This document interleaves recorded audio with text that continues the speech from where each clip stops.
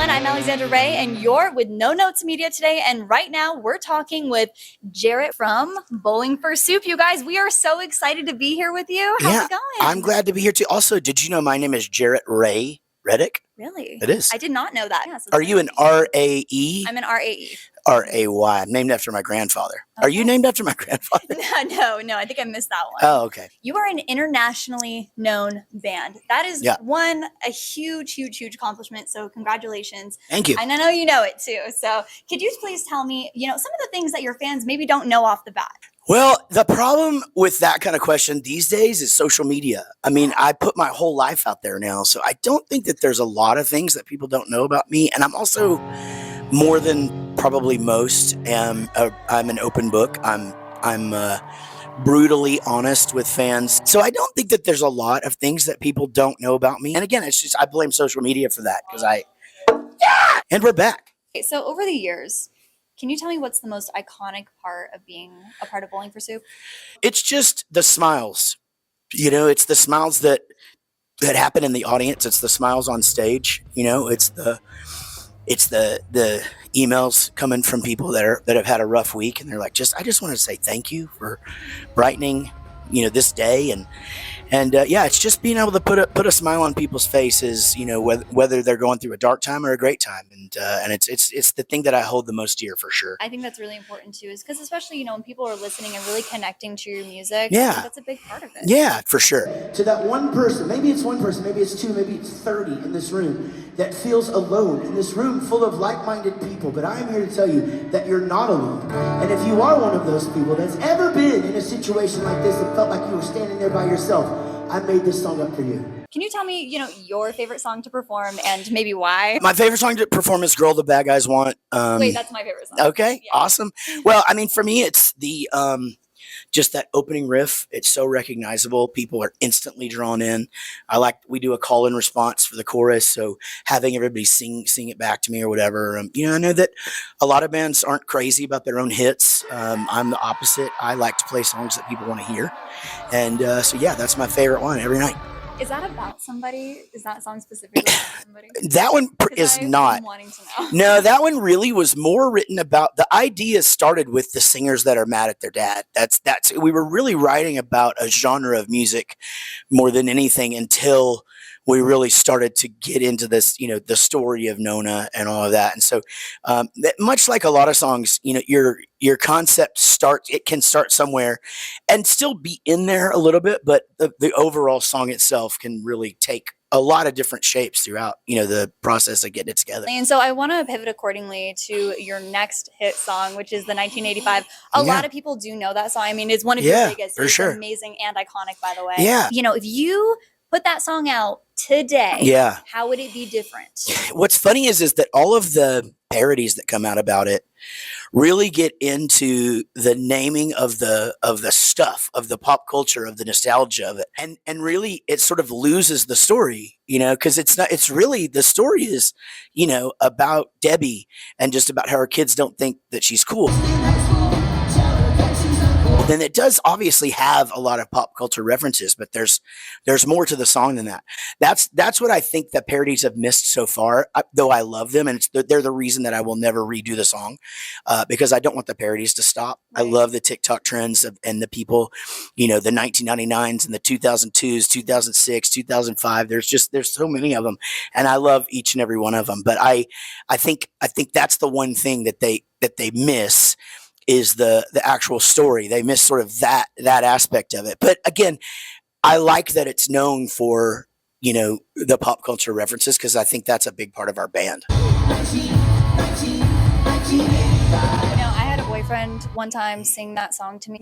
Exactly when I turned the age too. Yeah. He goes, "Guess what, baby? You hit the wall." Yeah. Here we are now. Yeah.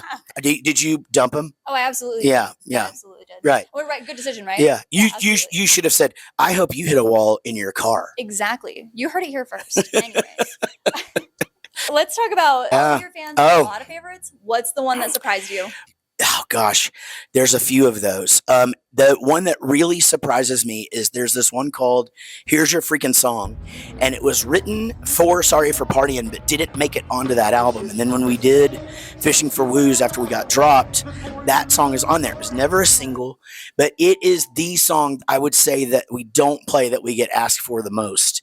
And it's just such a and I get it. It's a funny song, but just the fact that it is such a fan favorite is just crazy to me. Absolutely great song, by the way. Oh, well, thank you. Absolutely. Thank you. Deep cut. You're I mean, I've been listening to you guys for my entire life. Oh my goodness. Thank you. If Bowling for Soup was created in 2026, how would it be different now? Do you think your total vibe would be different?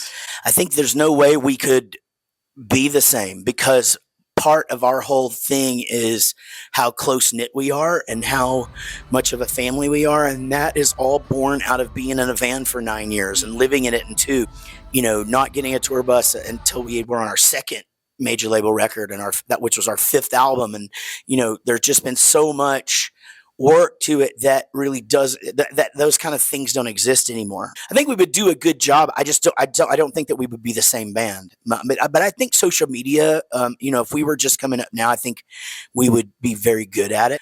I was very much about us being the best at everything that we did back then. And so I don't think that would be any different. But no, I don't think that we would be the same. I don't think our relationships would be the same.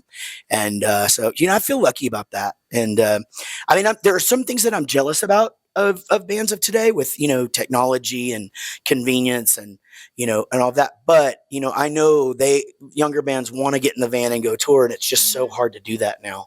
And, when we were kids, that's all you could do. When was the first time that you guys went international? I mean, that is so cool. What did that mean to you? Yeah, the first time we went international was the year 2000.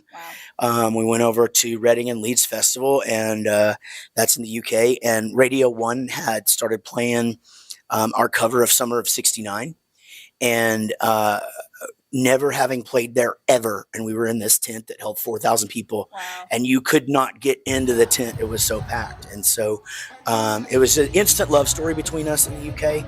And something similar happened to us, in a few other countries. But yeah, there's just nothing like, and this was back when CDs were still on the walls in record stores and stuff. And so walking into a Virgin record store in the middle of London, 10 years into your band and seeing, your album on the end cap it's pretty special. That is extremely special, and you should be very proud of that. Oh yeah, I'll never forget it.